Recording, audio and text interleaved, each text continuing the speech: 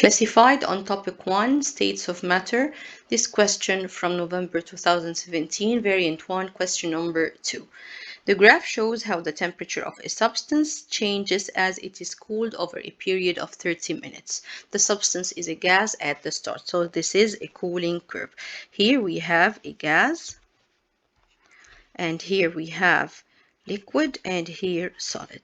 In between, gas plus liquid, and here in between, liquid plus solid, and here this is the condensation point, and this is the freezing point.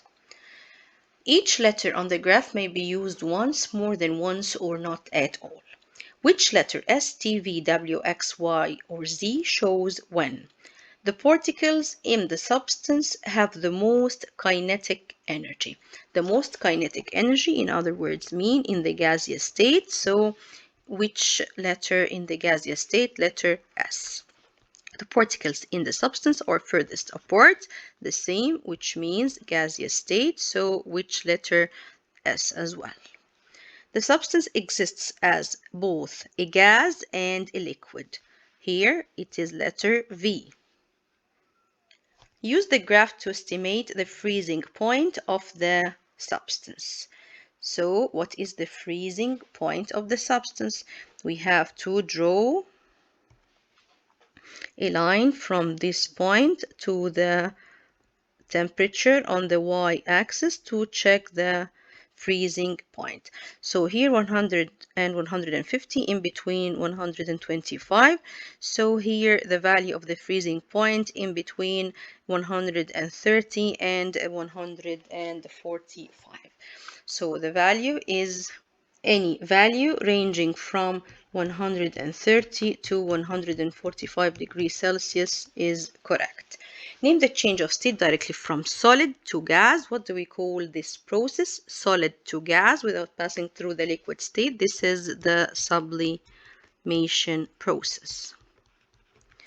When smoke is viewed through a microscope, the smoke particles in the air appear to jump around. Which term describes this movement of the smoke particles? We can say random motion.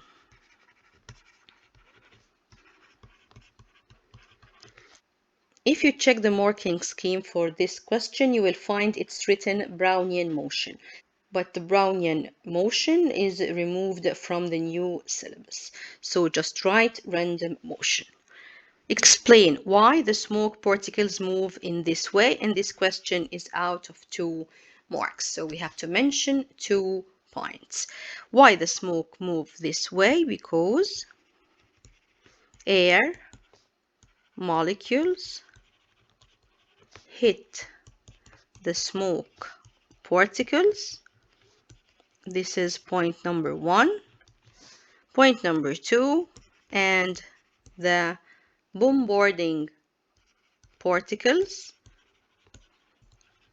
move randomly. November 2017, question number 1, variant 2. Question A. Dust particles in the air move around in a random way. What term describes the random movement of the dust particles? We will skip this question because it is the Brownian motion and it's removed from the new syllabus. Identify the particles in the air which cause the random movement of the dust particles. The particles are the nitrogen, or you can say the oxygen particles. Explain why the dust particles move in this way. Nitrogen and oxygen particles collide with the dust particles. So nitrogen or oxygen particles collide with the dust particles, and the bombarding particles move randomly.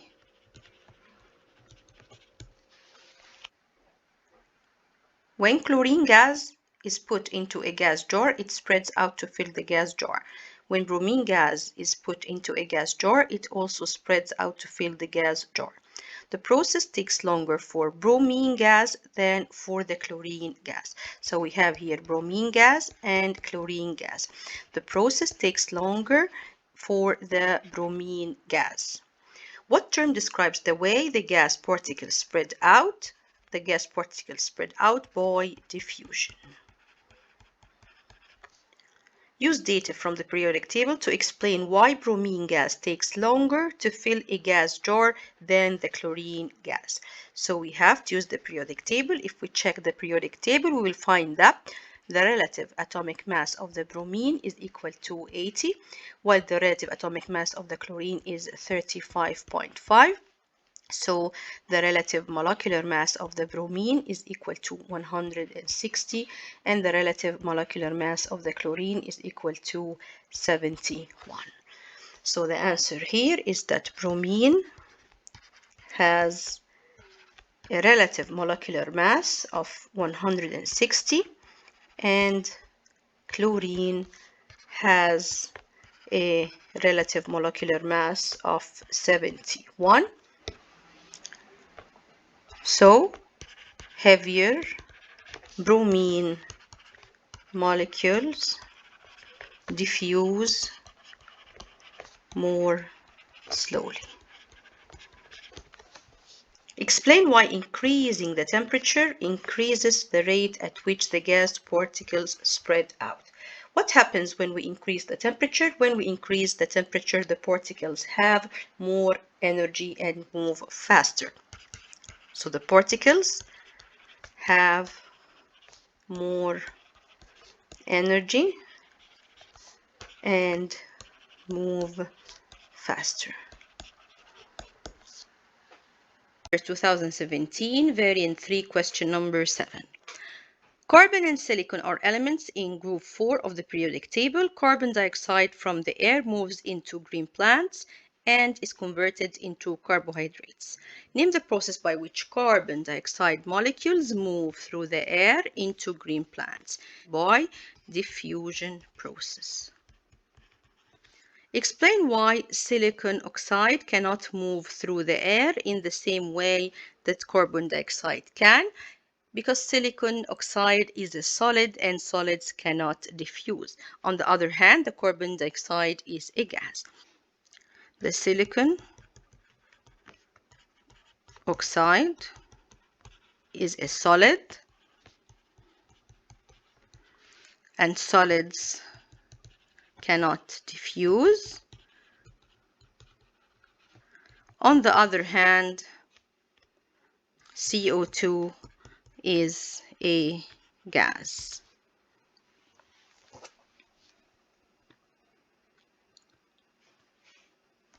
November 2018, variant 2, question number 1. Element X can undergo the following physical changes. Give the scientific name for each of the numbered physical changes. Number 1, from solid to liquid melting. Number 2, from gas to liquid condensation. Number 3, from liquid to solid freezing. Number 4, from solid to gas. This is sublimation.